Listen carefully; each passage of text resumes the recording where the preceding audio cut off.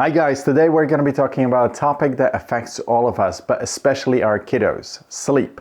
And more specifically, how technology can mess with our sleep patterns and cause insomnia and broken sleep.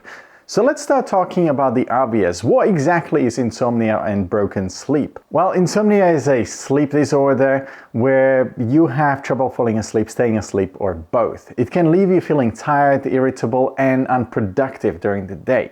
Broken sleep, on the other hand, is when you wake up frequently throughout the night or have trouble staying asleep for longer periods of time. And it can leave you feeling restless, drained when you wake up in the morning. Now, what causes insomnia and broken sleep? Well, there are a lot of different factors that can contribute, but one of the sneakiest culprits is technology. But don't worry, there are ways to combat insomnia and broken sleep. We've got some tips here for you, so stay around and watch until the end. First up, let's talk about blue light.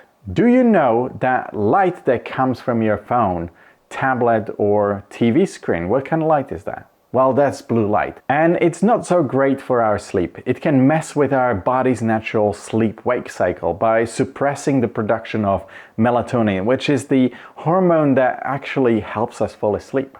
Now, children are even more susceptible to the effects of blue light because their eyes are still developing. The lens in the child's eye is more transparent than those of adults, which means that more blue light can actually enter the retina.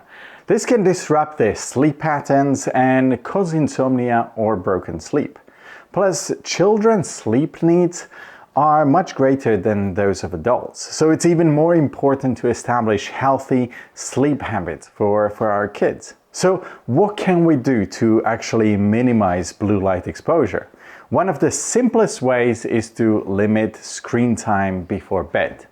Another option is to use a blue light filter on your devices. Many smartphones and tablets have a night mode setting, which you probably noticed, and it filters out the blue light and makes the screen warmer in color, a little bit yellowish in color. You probably noticed. You can also purchase blue light blocking glasses that you can wear before bed. This may be particularly good for kids who need to complete homework assignments in the evening. And lastly, consider using dimmer and warmer light in your kid's bedroom to create a more relaxing and sleep-friendly environment. By minimizing blue light exposure, we can help our kids' bodies and minds relax and prepare for restful night's sleep. Now, let's talk about screen time in general. Using electronic devices before bed can be stimulating and make it harder for kids to relax and fall asleep. Plus, the content that they're exposed to can be way too exciting or scary, which can further disrupt their sleep. And this can make it harder for them to wind down and fall asleep. Studies have shown that children who use electronic devices before bed are more likely to have shorter sleep durations and experience sleep disturbances. This means that their sleep is basically broken up into smaller chunks. So how can we limit screen time before bed? Well, you can use screen time monitoring apps and parental controls to limit your children's devices usage before bedtime. That should definitely sort it out. I'll drop a link in the description for you to head over to FamiSafe website to take a look at our app that does it all for you, from setting screen time limits to completely blocking access to certain websites and apps. It's all there, and it can help you to control the sleep or the lack of sleep situation you have going on in your family with your kids. Another tip for better sleep is to establish a bedtime routine. This is something that we actually have in our family. A consistent routine signals to the body that it's time to wind down and to prepare for night sleep. Plus, it can be comforting and enjoyable way for kids to actually end their day. Establishing a consistent bedtime routine can have a number of benefits for your child's sleep patterns. It can signal to their body that it's time to relax, to shift into sleep mode, which can help them fall asleep faster and stay asleep longer. Plus, having a calming routine can reduce all of the stress and anxiety that they have accumulated throughout the day.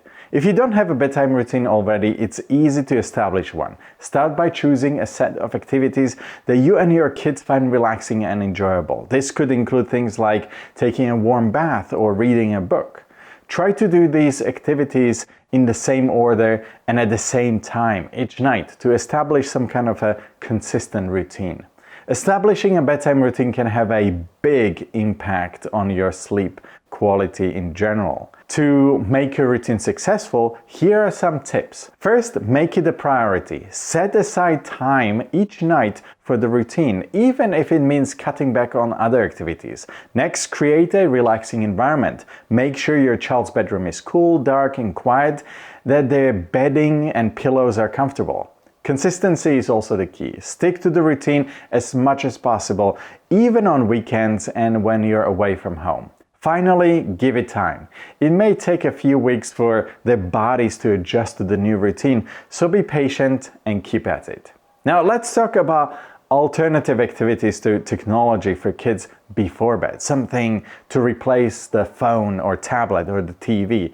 You know, we all let our kids watch TV, don't we?